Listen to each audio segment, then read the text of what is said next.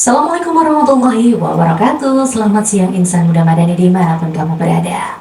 Senang sekali di kesempatan hari ini Valeria kembali hadir menemani waktu siang kamu di edisi hari ini Kamis 20 Juli 2023. Di lintas siar Jalan Tuku Umar nomor 48 Bojonegoro, kebersamaan kita di awal menit ini ya, kayaknya seru banget untuk hari ini. Dan kita ingatkan sekali lagi, setiap hari Kamis Radio Madani FM bekerja sama dengan Rumah Sakit Aisyah Bojonegoro untuk mengadakan program khusus berupa bincang sehat atau talk show. Dan untuk kesempatan siang hari ini Valeria tidak sendirian. Valeria sudah ditemani oleh seorang narasumber yang bakal berbagi informasi seputar kesehatan kita. Ada Mbak Nur Surti Tanjung, sarjana keperawatan selaku perawat ruang anak dari Rumah Sakit Aisyah Bojonegoro. Nah, tema kita apa nih yang bakal kita angkat ya? Tema kita untuk siang hari ini adalah penyebab munculnya berbagai macam penyakit pasca pandemi pada anak. 8917888 Valeria buka sampai nanti pukul 3 sore, dan kesempatan ini terbuka lebar untuk kamu semuanya yang lagi stay tune bersama Valeria sampai nanti kelarnya. Oke, kalau gitu tanpa berpanjang lebar kita sapa narasumber kita.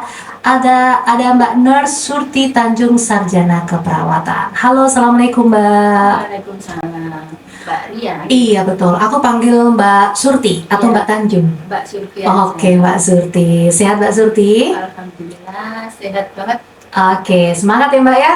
Tetap semangat. Wajib ya, habis Wajib. dinas langsung lagi lanjut gitu. Iya. Oke, nah Mbak, kita bincang-bincang siang hari ini mengangkat tema penyebab munculnya berbagai penyakit pasca pandemi pada anak. Iya, Nah, betul. seperti kita ketahui bersama, pandemi ini berlangsung lumayan gitu ya, menguras pikiran, tenaga, dan lain sebagainya. Tentu saja kita sebagai orang medis ya, kalau Mbak Surti orang medis, kalau aku dari media itu mengetahui ya, ibaratnya apa yang terjadi di Indonesia itu dirasakan hampir ke seluruh pelosok negeri ini, seluruh dunia bahkan ya. Dan Bojonegoro juga merupakan salah satu tempat yang pandeminya baru saja dicabut gitu ya oleh Presiden dan juga oleh Bupati kita. Nah, ngomong-ngomong tentang dampak dulu nih Mbak ya, karena pandemi ini berlangsung lumayan lama nih, pasti dampaknya juga berefek nih. Sampai sekarang pun Valeria yakin dampak itu masih kita rasakan gitu loh. Yang awalnya kita hampir 3 tahun gitu ya, kita menggunakan masker, hampir keluar kemana-mana itu masih ada protokoler gitu ya. Saat ini pun masih berdampak gitu loh. Nah, kalau boleh diceritakan nih kepada insan muda madani semuanya, apa nih dampak yang paling khusus yang bisa kita rasakan nih, apalagi terhadap anak-anak kita gitu. Oke, gini Mbak Ria. Oke. Untuk dampak dari pandemi yang bisa kita rasakan dalam waktu dekat ini itu sekarang itu banyak muncul penyakit-penyakit pada anak yang dulunya sudah jarang terjadi. Oh, Iya. jarang terjadi muncul kembali. Iya, betul. gitu. Dan penyakit-penyakit itu penyakit menular. Wow, gitu ya. Ya, ini kebetulan yang beberapa bulan terakhir ini ya, yang ada di ruang anak Rumah Sakit Aisyah itu banyak muncul penyakit-penyakit menular. Gitu ya Mbak ya. Berarti Yang dulunya kejadian itu sudah sempat istilahnya bisa ditekan kejadiannya, sekarang banyak muncul kembali. wow, kenapa bisa begitu Mbak? Nah, itu mungkin dari efek pandemi yang lama itu kan. Oh gitu ya. Ya kan, pandemi itu kan dulu secara nggak langsung kan menyebabkan krisis global Iya, di dunia, betul. termasuk di sektor kesehatan. Gitu. Oke, nah kalau boleh kita tahu nih, apa saja nih macam penyakit yang dulunya sudah hampir hilang gitu ya, sekarang muncul lagi? Apa contohnya nih Mbak? Contohnya ini ada difteri, ada Muncul lagi? pertussis. Apa itu? Apa itu? Itu penyakit menular yang menyerang saluran pernafasan. Oh gitu. Dan Oke. sangat berbahaya. Ada difteri, pertussis, campak. ada kita dengar lagi sempat apa ya, polio, tapi di rumah sakit belum sempat tegak diagnosa itu. Cuma ada pasien datang dengan ciri-ciri dan tanda-tanda. kelumpuhan Ya, kalau Gitu ya? bukan anggota gerak Iya? dan itu kan baru istilahnya baru didiagnosa akut klasik paralisis. Jadi orang muda itu masih dalam penegakan diagnosa, dicek sampel-sampelnya, cuma kebetulan kok negatif. Oh gitu. Nah, suspek itu nih yang baru saja Mbak Surti sebutkan itu untuk usia berapa nih kasus yang sedang terjadi ini? Itu kemarin itu 4 tahun, Mbak. 4 Iya, tahun. pasien kami ada 2 kalau nggak salah. Berarti dalam usia 4 tahun ini si dianya ini belum bisa berjalan atau Sudah bisa berjalan, oh tapi gitu tiba-tiba iya, mak tapi bedunduk tiba-tiba gitu ya? mak bedunduk ujuk-ujuk Hmm, nggak bisa jalan. gitu ya Mbak ya. Wow, sangat luar biasa. Dan itu kebetulan pasien yang masuk di Rumah Sakit Aisyah itu tinggalnya di kota atau di luar kota nih Mbak? Di luar kota. Oh, di luar kota. Oke, jadi kita tetap waspada ya. Betul, Walaupun walaupun- sudah ada hal yang semacam itu, tetap saja kita walaupun di luar atau di dalam tetap harus waspada gitu ya Mbak ya. Oke, tadi disebutkan ada difteri, ada campak, pertusis, dan hampir suspek polio ya. Nah, itu sebabnya yang dulu-dulunya sudah mulai hilang, bahkan kayaknya sudah mulai zero ya untuk Bojonegoro ya. Ini muncul lagi dengan adanya dampak dari pandemi COVID yang berkepanjangan. Gak disangka gitu ya. Kenapa? Padahal sebenarnya kalau dilihat dari tanda-tanda penyakit tersebut tidak ada ya di COVID-nya itu. Sama-sama batuk pilek sih. Oh gitu. Iya, ada batuk pilek sama. Mungkin yang sangat berpengaruh saat pandemi itu kan, jadi cakupan imunisasi itu tidak sesuai target. Tidak terselesaikan. Jadi saat Pak itu anak-anak terutama yang balita ya, Iya. waktunya dia jadwalnya imunisasi, Iya. orang tuanya takut membawa ke tempat pelayanan kesehatan, takut ke puskesmas, jadi yang jatuhnya misalkan saat 9 bulan imunisasi campak waktunya gitu, jadi nggak diimunisasi karena takut itu karena tadi. takut datang ke tempat pelayanan kesehatan, takut tertular, kayak gitu.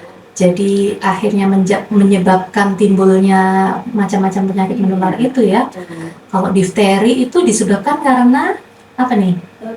Kuman. Oke, kebersihan berarti ya. Kalau kalau memang tadi campak virus.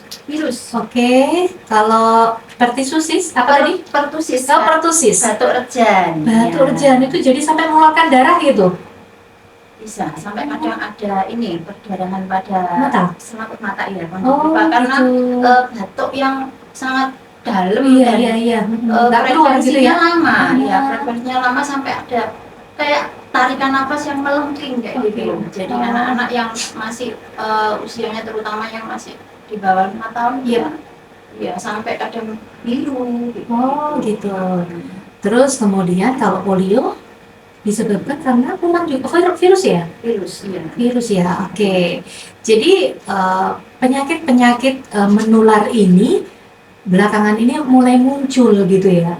Jadi harus kita lebih waspada lagi untuk bisa menjaga, apalagi kita yang mempunyai balita gitu ya. Balita sangat rentan. Ketahanan tubuhnya masih rendah. Betul.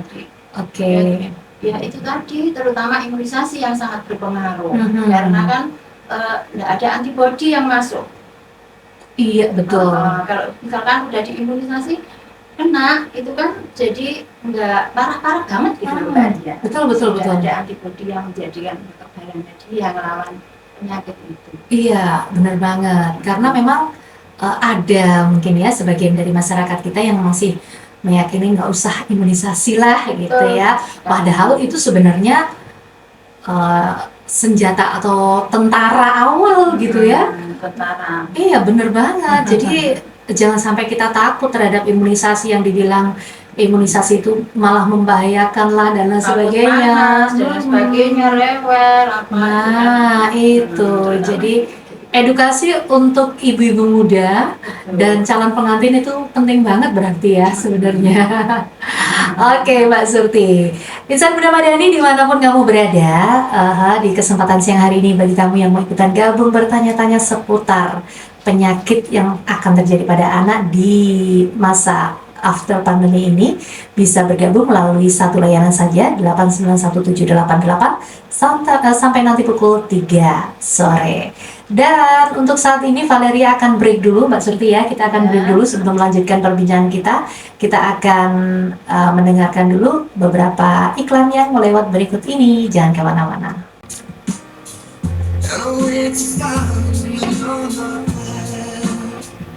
Oke, kembali lagi bersama Valeria dan juga Mbak Surti, narasumber kita, wakil dari Rumah Sakit Aisyah Bojonegoro, di mana tema kita yang kita angkat pada kesempatan siang hari ini adalah penyebab munculnya berbagai penyakit pasca pandemi pada anak. Nah, tadi sudah disampaikan juga oleh Mbak Surti ya, bahwa sebenarnya dampak dari pandemi ini berefek dengan munculnya berbagai macam penyakit menular gitu ya. Nah, ini yang menular. Apakah ada muncul efek penyakit lain yang tidak menular, Mbak? Kayaknya nggak ada ya. Karena ini memang pandemi ini kan menular ya. Jadi yang ditekankan di sini adalah penyakit-penyakit yang bakal menular secara langsung atau tidak langsung yang kita rasakan setelah pandemi gitu ya. Nah, kalau kita tahu nih, penyebabnya apa sih Mbak sebenarnya?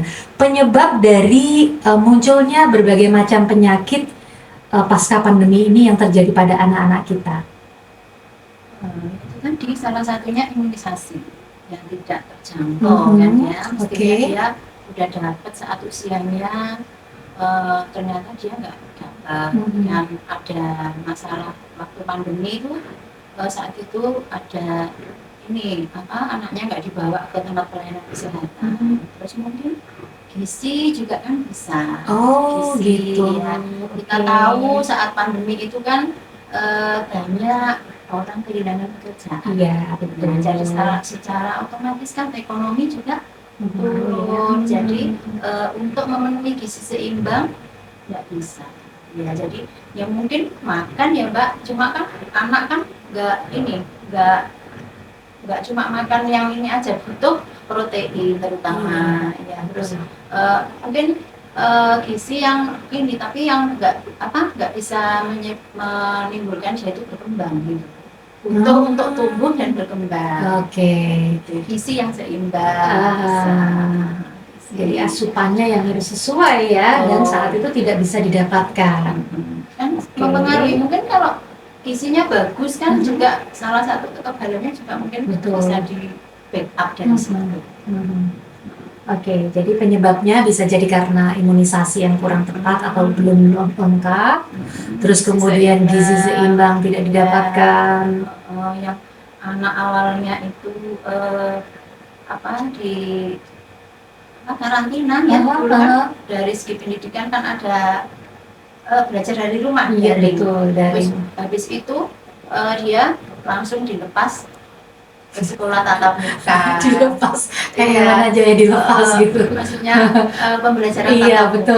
Betul. Kan juga ini. Pokoknya dia daring, dia cuman di depan HP aja, nggak ngemil, mungkin kan ya ngemil. Biasanya mandi pagi, disiplin berangkat sekolah, jadi nggak mandi, ikut bangunnya siang, terus tiba-tiba pakai baju aja, atasnya aja gitu, terus nanti udah di depan pengalaman ini ya. Di depan kamera, udah yang penting kan udah di depan ini zoom, betul, yang penting kelihatan juga, aja ya. Pola hidupnya kan juga jadi tidak sehat, betul. Gitu. Jadi ya ngemil juga itu kan juga bikin obesitas juga Mbak Ria. Iya, betul banget. Kalau ngemilnya sehat sih nggak apa-apa ya. Kalau ngemilnya sehat. Ini ngemilnya yang kurang sehat, asal masuk aja, asupan dapat tapi kurang gitu ya. Sebenarnya kalau ngemil aja nggak apa-apa kalau dibarengi aktivitas fisik. Ngemilnya sambil tiduran gitu. Olahraga kan, orang mau olahraga gimana, mau keluar juga takut. Betul. Takut nanti tertular, takut nanti jadi ada kerumunan, ada apa. Namanya anak-anak suruh pakai masker juga kan sulit. Iya, betul banget. Jadi penyebab munculnya berbagai macam penyakit yang terjadi pada anak-anak kita itu disebabkan karena beberapa hal tersebut ya. Bahkan sebenarnya itu tidak hanya terjadi pada anak-anak, bahkan yang dewasa pun juga bisa eh, memunculkan berbagai macam penyakit gitu ya. Anak-anak sangat terdampak, Mbak. Jadi eh, ekonomi dari orang tua kurang. Terus habis itu kan orang tua juga harus pegang peran sebagai guru juga sebagai ini. Nanti belum lagi mikir kebutuhan, stres, akhirnya anaknya jadi korban juga. Bisa KDRT ada, lah itu juga kan psikologis anak juga terpengaruh. Itu secara luas. Cuma kan yang kita yang di kesehatan itu ya sekarang itu yang banyak muncul berbagai penyakit itu. Oke, jadi sudah mulai bermunculan penyakit-penyakit yang menular yang sekiranya sekarang sudah mulai merebak gitu ya. Nah, bagaimana dengan kasus di Rumah Sakit Aisyah sendiri? Apakah hanya 4 tadi yang disebutkan atau memang muncul penyakit-penyakit lain yang lebih berbahaya, Mbak? Enggak sih, cuma selama saya bekerja di sana di Rumah Sakit Aisyah ya, yang itu yang difteri itu sudah sangat langka dulu. Bahkan dalam beberapa tahun itu baru kita jumpai 1. Pertusis itu juga sudah sangat langka. Terus ini beberapa ini ada beberapa kasus. Oh gitu. 2, 3, pertusisnya juga banyak. Campak apalagi? Wow. Campak banyak sekali. Kalau campak itu kan tanda-tandanya gimana Mbak? Yang muncul bercak-bercak itu? Iya, campak itu ada ini demam dulu. Oke. Ada batuk pilek, muncul ruam merah, kadang bisa diare, bisa muntah juga. Oke. Ini apa?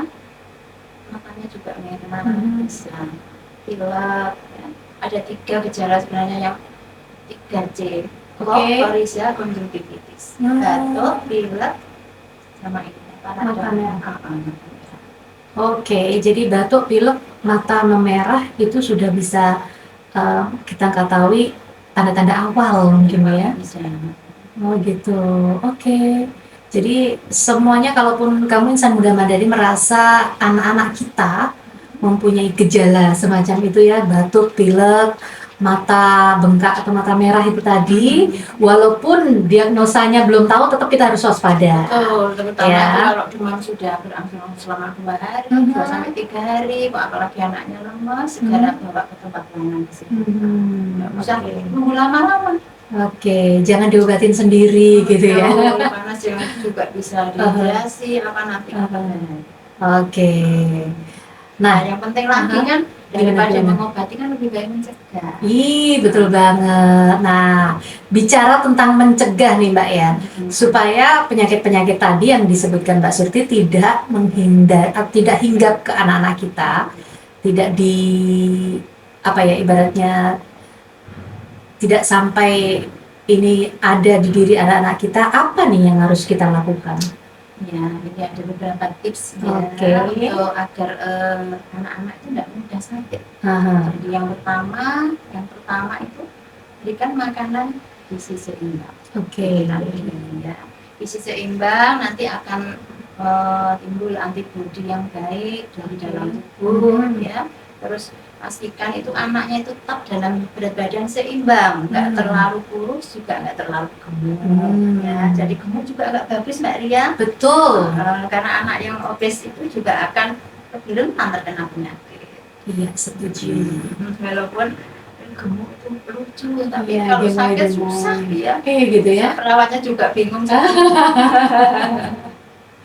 Yang kedua, lengkapi vaksinasi. Ya, itu tadi untuk difteri sama pertusis kan bisa didapatkan dari vaksin DPT. Untuk campak ada campak sendiri ya, usia 9 bulan, polio juga ada. Terus yang ketiga, tetap lakukan protokol kesehatan. Jadi untuk misalkan anak-anak sekarang udah sekolah tatap muka ya dibawain masker, hand sanitizer, tisu basah, kayak gitu.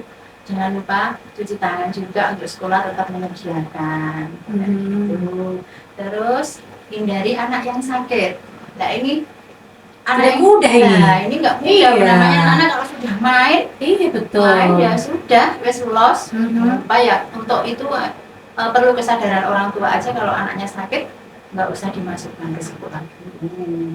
Itu kalau anaknya yang sakit, Mbak. Kalau temannya yang sakit kan kita nggak tahu juga gitu ya. Ya lah, orang tuanya itu tadi. Nah itu aja. tadi betul. Orang tuanya banget. harus punya kesadaran. Aha. Oke. Terus hindari ini bertukar alat makanan, alat makan atau alat minum. Oke. Itu nggak mudah memang ya Mbak. Iya, Anak-anak soalnya. Jadi nanti anak-anak pakai masker dari rumah, pulang udah nggak pakai, hilang nggak tahu kemana. Iya, betul banget. Terus siapkan bekal anak. Nah, ini nih. Kita sudah bawa bekal ya, sudah diwanti-wanti. Makan dihabiskan gitu. Ternyata makan bersama teman-temannya dengan alat yang sama, Mbak. Gimana nih? Ya mungkin para guru bisa Nah, ini itu ya. dia. Kita yang di rumah udah wanti-wanti gitu ya. Ini kita bawain bekal gitu. Sampai gimana nih tadi maamnya? Maam bersama teman-teman. Makan bersama. Iya itu tadi. Berarti kan memang tidak mudah. Ya, paling tidak kan kita sudah berusaha. Oke lah. Oke. Tetap semangat untuk itu. Jadi demi kesehatan anak-anak. Nanti kan takut apa itu kalau terjadi malnutrisi apa juga itu kan gampang sakit. Iya. Oke, ada lagi? Sementara itu aja. Oke, jadi lengkapi konsumsi makanan seimbang, gizi seimbang, imunisasi dilengkapi, protokol kesehatan. Terus itu tadi menghindari anak yang sakit. Oke, menghindari anak yang sakit. Juga dari situ. Iya. Tapi kalau sekarang ini kadang-kadang orang tua tuh cuma batuk pilek aja masuk sekolah gitu. Nah, itu kan kita yang repot gitu ya. Kalau sekali batuk itu sudah kemana-mana itu kan. Ya kalau batuk pilek biasa. Nah, batuk pilek itu juga kan menular. Itu dia. Makanya kita sebagai sesama wali mungkin ya kita merasa pekewo juga gitu loh, melihat ada temennya yang batuk kadang-kadang, wah ini kenapa nggak ditinggal di rumah aja dulu istirahat gitu. Enggak, itu wah ini mau ngasih tahu orang tuanya juga sungkan gitu kan. Otomatis dari pihak sekolah juga menyampaikan hal itu hanya kadang-kadang, hanya wah orang sekarang itu sudah biasa katanya. Pakai juga. Itu dia. Oke, kayaknya pembicaraan kita sudah mulai hangat dan sudah mulai membuka wawasan kita tentang dampak yang akan terjadi bila kita melalaikan hal-hal yang menyebabkan anak-anak kita sakit gitu ya Mbak ya. Dan kita akan kembali setelah yang berikut ini Mbak Surti. Jadi Insan Muda Madani jangan kemana-mana, keep stay tune terus bersama Valeria. Oke, 102,5 Radio Madani FM, Unita Siar Jalan Tebomar nomor 48 Bojonegoro. Kali ini di menit ke-53 lepas dari pukul 14 siang. Bersama Mbak Surti, salah satu perawat dari Ruang Anak Rumah Sakit Aisyah Bojonegoro, kita angkat tema penyebab munculnya berbagai macam penyakit pasca pandemi di anak atau pada anak.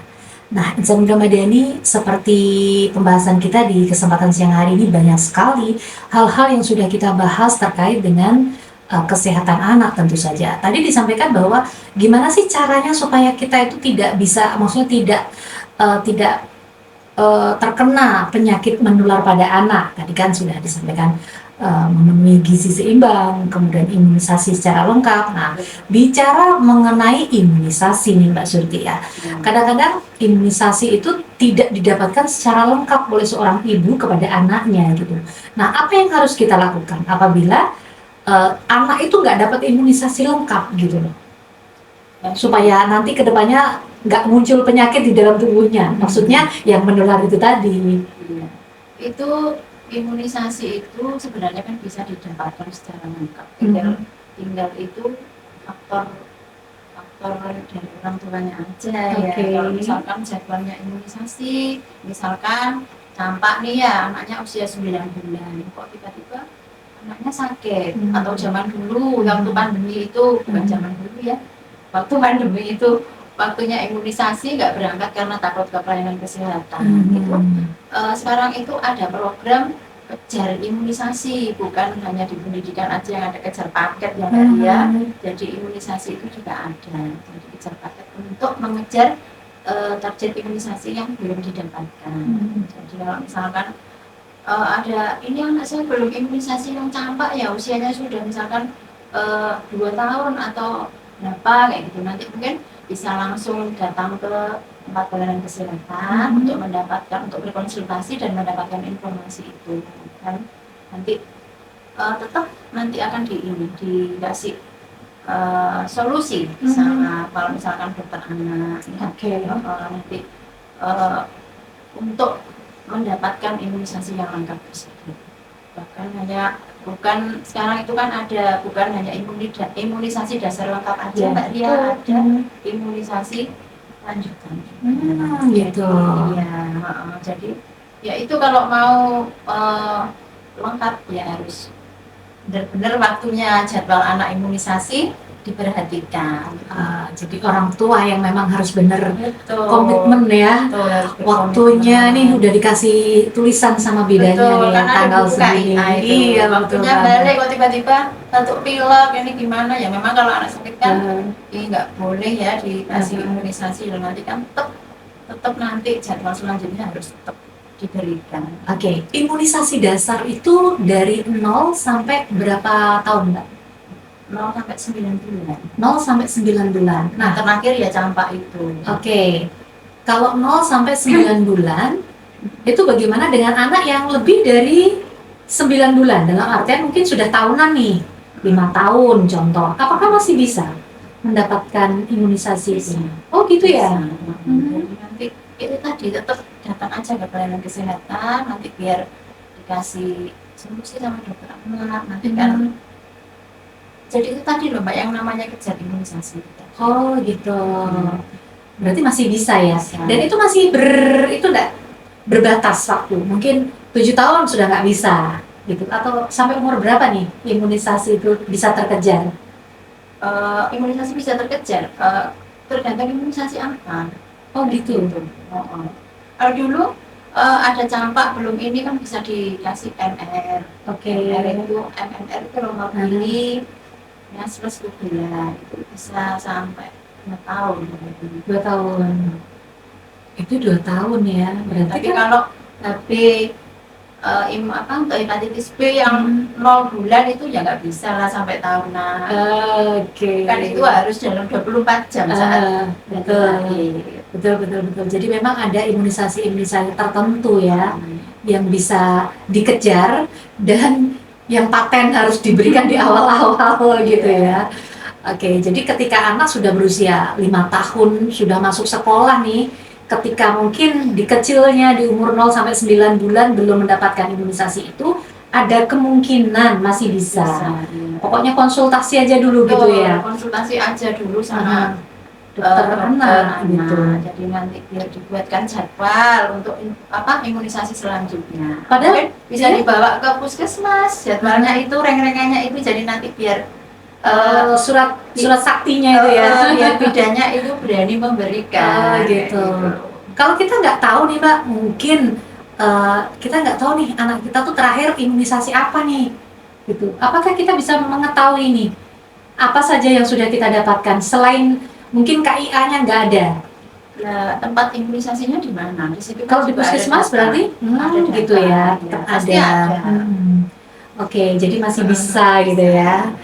Oke, Mbak Surti, kebersamaan kita untuk hari ini sangat menyenangkan gitu ya. Kalau kita bicara masalah anak itu semangatnya berapi-api gitu. Oke, sebelum kita tutup nih ada closing statement, mungkin pesan-pesan kepada insan muda Madani terkait tema kita untuk hari ini, silahkan. Untuk ibu-ibu aja ya, jadi orang tua yang cerdas, ya, untuk tetap semangat membimbing anak-anak menuju generasi emas seperti tema Hari Anak Nasional kita bulan ini. Anak Indonesia Maju. Indonesia Maju, benar banget. Karena nggak bisa dipungkiri mereka itu juga aset generasi penerus yang sangat penting untuk bisa melanjutkan pembangunan, bisa melanjutkan negara ini. Betul banget. Terima kasih. Ya, sekali lagi terima kasih Mbak Surti atas kehadirannya di Radio Madani FM. Semoga terima kasih Mbak Ria udah diberikan kesempatan untuk semangat pokoknya ya. Kita sharing aja ini. Iya, betul. Karena Kalau dari ngobrol-ngobrol seperti ini kan lebih mengena gitu ya. Mungkin ada pendengar kita Insan Madani yang baru tahu nih, oh ternyata seperti itu nih. Anakku belum dapat ini, bisa dikejar nih. Nah, ini yang informasi ini yang biasanya tidak kita ketahui karena saya sendiri juga, wah ternyata ada ya yang bisa mengejar semacam itu. Nah, dari sinilah kita bisa dapat informasi yang lengkap dan semoga saja apa yang sudah disampaikan oleh Mbak Surti tadi bermanfaat untuk insan muda Madani semuanya. Oke, kebersamaan kita untuk hari ini usai sudah. Terima kasih untuk semuanya saja. Kita ketemu lagi di Kamis depan di waktu dan gelombang yang sama. Wassalamualaikum warahmatullahi wabarakatuh. Salam Spirit Madani. Namun Aisyah untuk wilayah Bukit